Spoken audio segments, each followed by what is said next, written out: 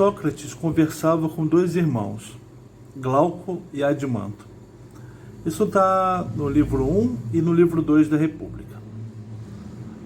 Para os dois irmãos, eles conheciam muitas pessoas, muitos discursos que falavam que bom mesmo é você ser injusto.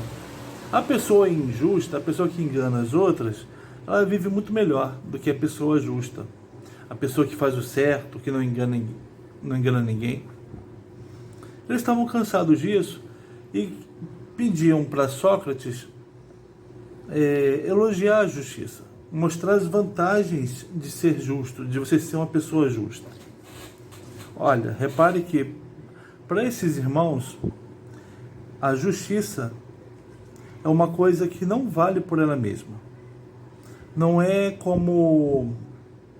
uma coisa que o ser justo, ou fazer o certo, não é uma coisa boa por ela mesma, mas é uma coisa boa pelas consequências. Eles não estavam nesse entendimento. Eles até distinguem, né, as coisas boas por elas mesmas, as coisas boas por elas mesmas e pelas consequências, e as coisas boas pelas consequências. Para os dois irmãos, justiça era bom por ele mesmo, mas também, e talvez muito mais, pelas consequências. E eles pediam para o Sócrates elogiar a justiça. Para os dois irmãos terem argumentos. Quando encontrassem o vizinho espertinho, eles teriam o que dizer para ele, né?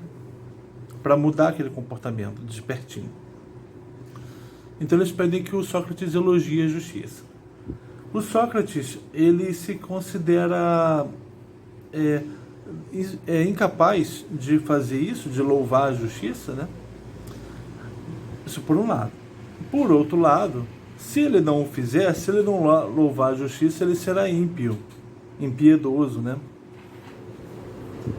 Sócrates tinha uma preocupação com a piedade, em ser piedoso. O Sócrates começa dizendo assim, ele propõe uma mudança de enquadramento.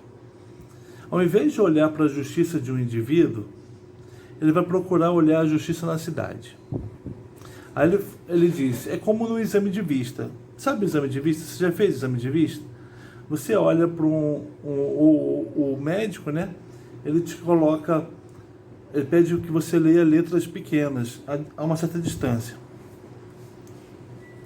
Mas aí você está ali, você de repente repara que o médico fez uma besteira de colocar o mesmo quadro ali daquelas letras ampliado na parede ali do lado. Aí você vai espiar ali, enquanto o médico espera que você leia as letras pequenas, você dá uma rápida espiada para as letras grandes. E aí você fala as letras todas. O que Sócrates vai dizer então é o seguinte: essa característica da justiça que existe nos indivíduos também existe na cidade. Então ele vai preferir, ele considera mais fácil olhá-la na cidade. E aí ele vai pensar, então junto com os irmãos, né, Glauco e Adimanto, o surgimento de uma cidade. O surgimento da cidade para ele identificar onde surge, quando surge a justiça nela. Aí o Sócrates começa a pensar assim, os indivíduos têm necessidades, mas eles são impotentes para suprir essas necessidades. É por isso que eles se reúnem num número mínimo de 4 para, digamos, que um seja construtor, o outro seja agricultor, o outro seja artesão e o outro costureiro. Esses 4 indivíduos reunidos. Aí sim os homens vão conseguir suprir suas necessidades, né? Repare que para o Sócrates, a cidade que ele propõe inicial é uma cidade em que as necessidades consideradas são alimentação, habitação e vestuário. Por isso, um construtor para habitação, mas antes, um agricultor ou um criador de animais para alimentação, e também um costureiro, né? Um fazedor de roupas para o vestuário. Sócrates, ele pensa essas necessidades como a que fazem com que o homem queira fazer uma cidade. Os homens também, eles produzem mais do que eles precisam, e aí eles vão querer vender. Aí a cidade vai ampliar, vai ter um comerciante. E na cidade também cabe, se você imaginar que o agricultor ou criador de animais é dono da sua terra, dos seus animais, se você imaginar que o construtor é dono das suas ferramentas, se você imaginar que o costureiro é dono dos seus equipamentos,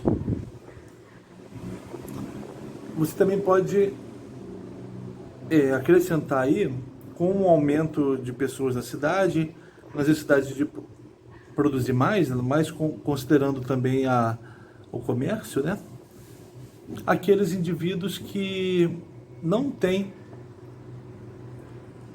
os meios de trabalhar, eles têm só força de trabalho. Eles têm um tempo de uso da sua força de trabalho. E eles podem vender esse tempo de uso da sua força de trabalho. Sócrates diz que essas pessoas, esses indivíduos, eles são espiritualmente fracos, mas fisicamente fortes. Espiritualmente fracos. É como se faltasse a eles alguma coisa, né? Mas eles têm força de trabalho. Então a cidade do Sócrates está composta dessa forma. Aí o Adimanto pergunta para ele assim: mas os homens vão fazer isso? Só vão comer alface e bife? É só isso?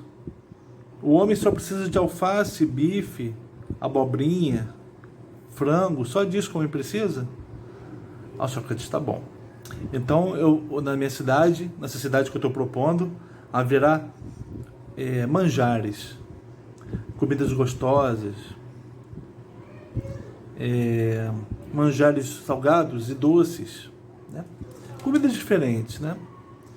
Aí o Adimanto pergunta assim, não, dessa vez o Glauco que pergunta: mas os cidadãos serão porcos?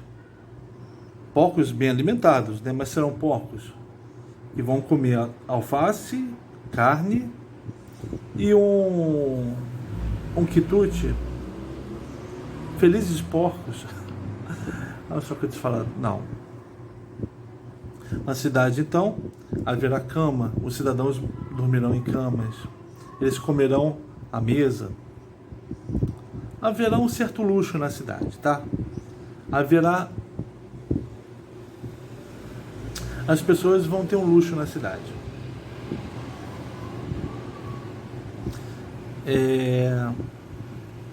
Repara, Sócrates, inclusive, chega a falar: as necessidades que justificaram o nascimento da cidade, alimentação, habitação e vestuário, vão mudar. Não serão as antigas necessidades, não serão mais as necessidades. Agora, necessário é o luxo. É necessário ter uma cama, é necessário comer quitutes, é necessário uma mesa bonita. Isso é o mínimo necessário para viver. Mas, nessa cidade, será que se vai conseguir produzir tudo que as pessoas vão achar necessário para elas? Será que haverá comida suficiente? Madeira suficiente para fazer móveis? Algodão suficiente para fazer tecidos? Né? As necessidades aumentam e mais ficam até especializadas, né? Talvez eu não encontre, talvez não encontremos aqui na nossa terra aquilo que é necessário para a gente. Então vamos ter que ir no país vizinho. Vamos guerrear com ele. Vamos lutar com ele para tomar o algodão dele, tomar a madeira dele, tomar o ouro dele. Olha aí, a mudança de necessidade levou à necessidade de um exército. Um exército, o guardião da cidade, o exército que ao mesmo tempo é o guardião da cidade. É o protetor da cidade contra as outras cidades que também querem tomar aquilo, as coisas que ela usaria para fazer o luxo dela. Esses guardiães e combatentes, né? Eles devem ter brio, ter orgulho, devem ter força, devem ser irascíveis. Quando provocados, devem reagir iradamente, devem ter força física e devem ter, aí o Sócrates enfatiza isso, um certo caráter filosófico. Nós, aqui cá para nós não associamos um guardião, um soldado, a um caráter filosófico. O que o Sócrates quer dizer com isso? Caráter filosófico para um soldado. Pense no cachorro, tá? O cachorro, se ele conhece alguém, essa pessoa pode nunca ter feito um carinho para ele. Mas se ele conhece uma pessoa, ele vai abanar um rabo para essa pessoa. Ele vai ser amistoso com essa pessoa. Porque ele conhece o rosto dessa pessoa. Em contrapartida, por outro lado, a pessoa que ele não conhece e que nunca fez mal para ele, terá a hostilidade do cachorro. Vai despertar a ira do cachorro. Então, o cachorro, o bom cachorro, o cachorro de boa raça, ele se guia pelo que ele conhece, ou pelo que ele não conhece, pelo conhecimento.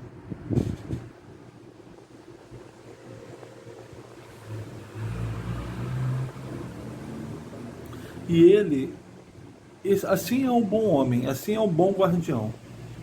Ele é brando com o cidadão e ele é hostil ao estrangeiro.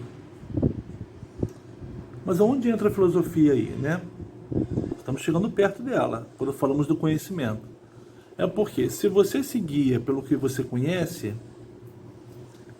e pelo que você não conhece, seu conhecimento é o parâmetro da atuação, isso é um primeiro passo para você ter uma inclinação de buscar o conhecimento. Eu conheço esse cara, eu já ouvi uma vez, eu ouvi passando na rua, eu conheço um pouco, mas quero conhecer mais sobre ele. Aquele ali eu nunca vi, tá? Eu nunca vi essa pessoa, já não gosto dele, mas ele está conversando com alguém que eu conheço. Então eu vou procurar conhecer essa pessoa que eu nunca vi. para entender até porque ele está conversando com a pessoa, com a outra pessoa que eu conheço. E essa inclinação filosófica é uma inclinação por conhecer. A filosofia busca pelo conhecimento das coisas, né? Do que as coisas são.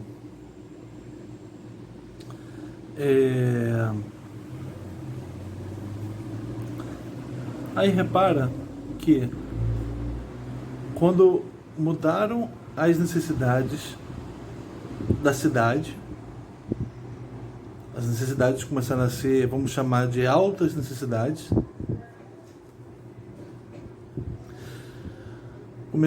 o Sócrates começou a pensar nos conflitos, mas os conflitos com o desconhecido, com os não conhecidos.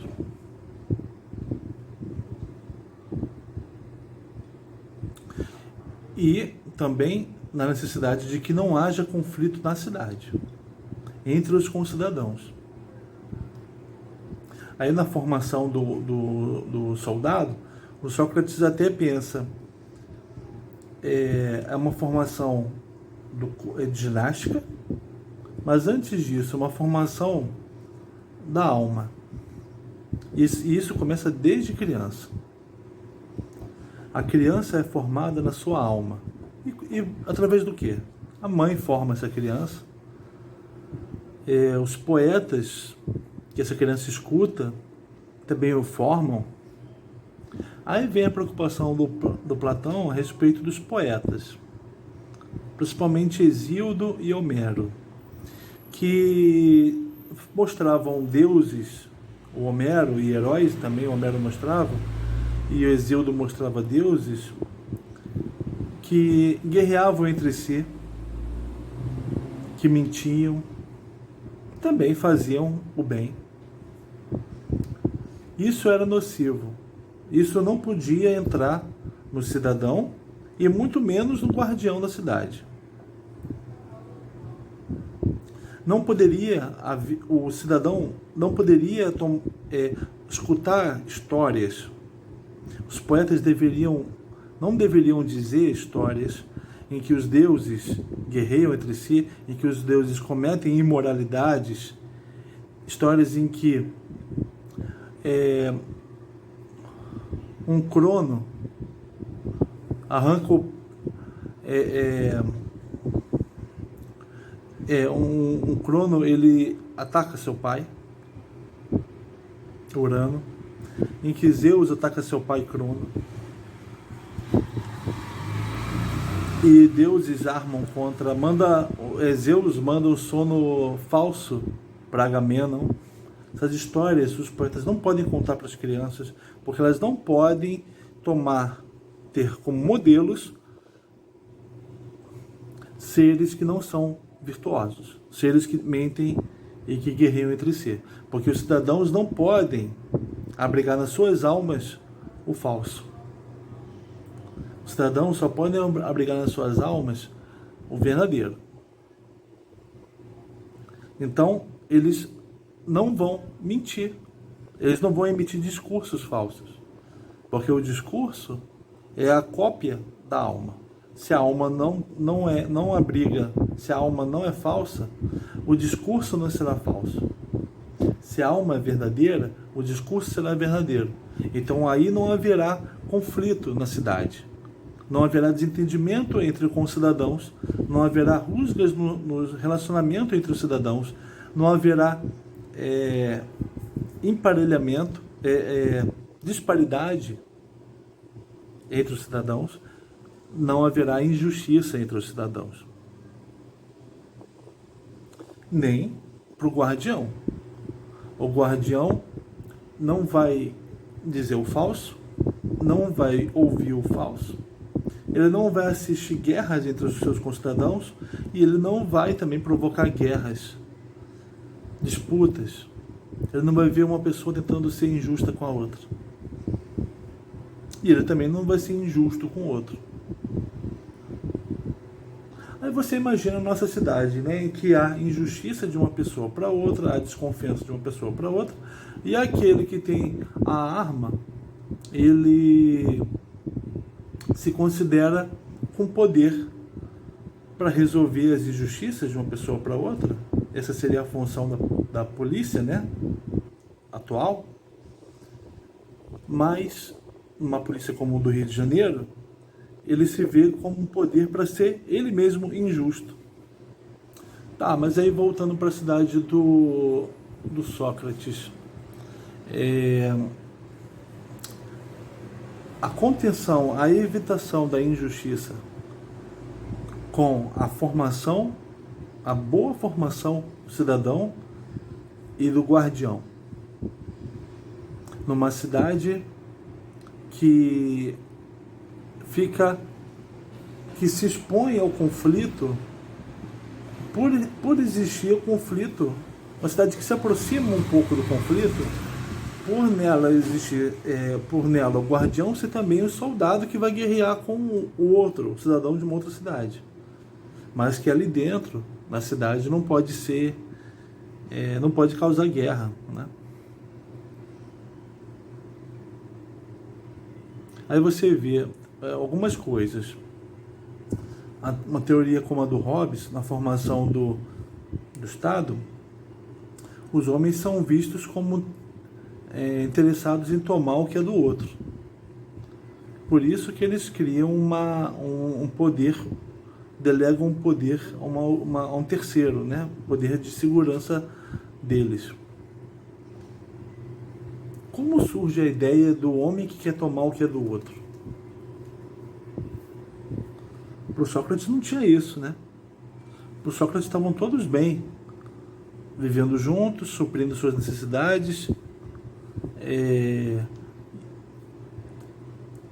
e bem formados na verdade, né?